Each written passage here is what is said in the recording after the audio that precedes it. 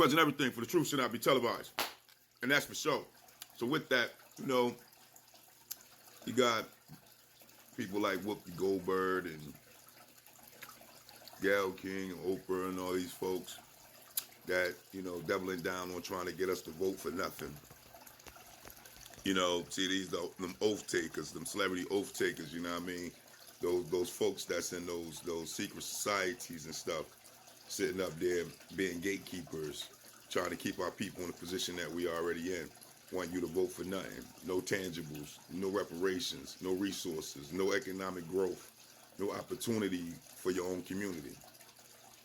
We got to continue to ignore those folks, you know, 'cause those type of folks allegedly, got to say that because at the end of the day, you know how it is.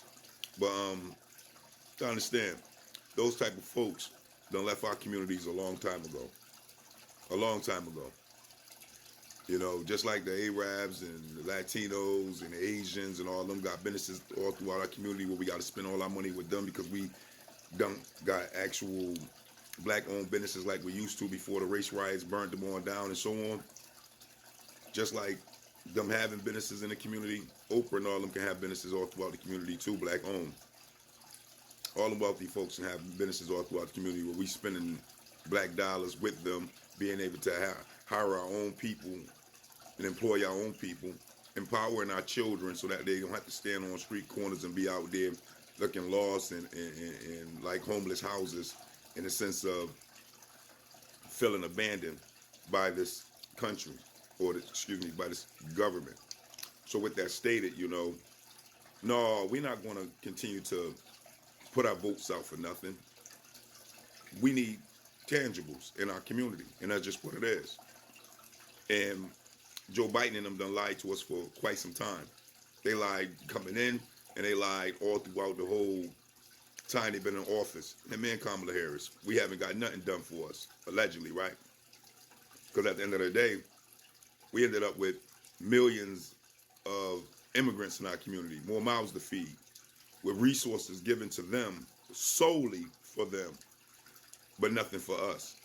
Even though we was here struggling, sitting in ghettos and slums and hoods, forced to be so, with a history to prove it, way before they started letting the floodgates of the borders to be open, where you could just come across with no paperwork or nothing, given whatever they need to have an economic floor in our community, allegedly, right? But this is where we stand. And we tired of all these different fake pastors and leaders and so on, and celebrities trying to get us to vote for nothing as they live in the glamorous life. Some living in nice suburbs, some living in nice mansions and living a wealthy life.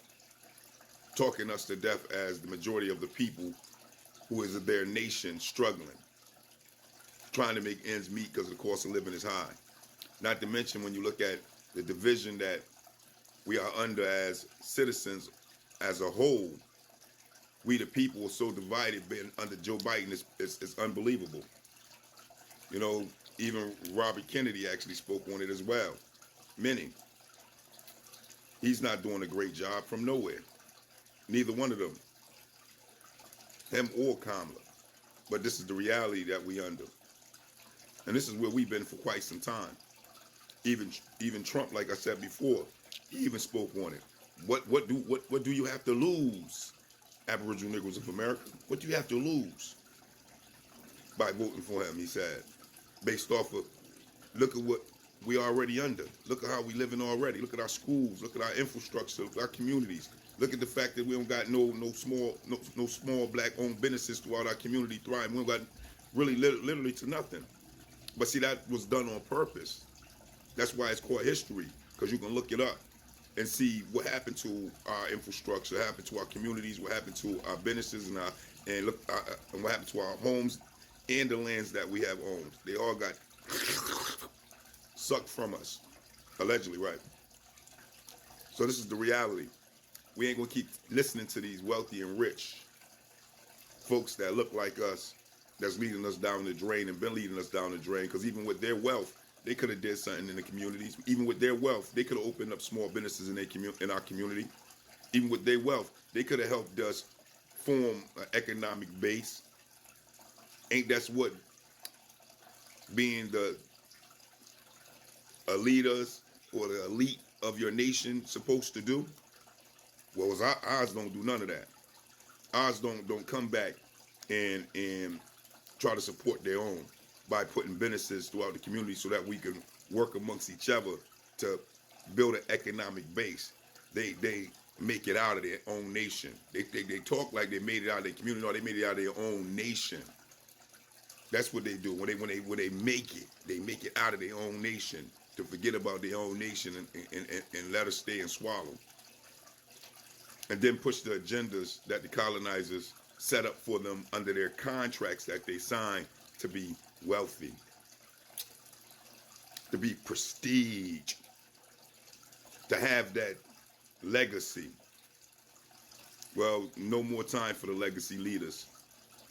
No more time for all this mouth talking us to death. We need that resource.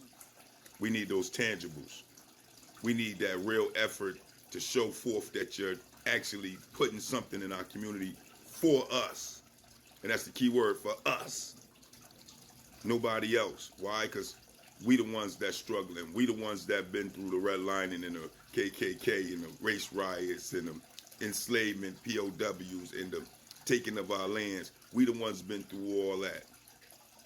Nobody else been through the Jim Crow laws and all this crazy crap that we have to endure still to this day in 2024, dealing with all the different racism and different hate crimes that we're still under right now. They can't get a bill passed for protection against it. We are the ones. So with that, we need to continue to pushing on when it comes to dealing with this economic and resource-based voting mentality of getting tangibles for our community. Because if we ain't going to get tangibles for our community to help our community out to curb crime through curbing poverty, then why are we even voting? Why are we even taking part in this game of nonsense if it ain't going to help us? Let's just be real here. And with that, I just don't get it. I just don't understand it. But that is the question. You let me know. Peace, peace.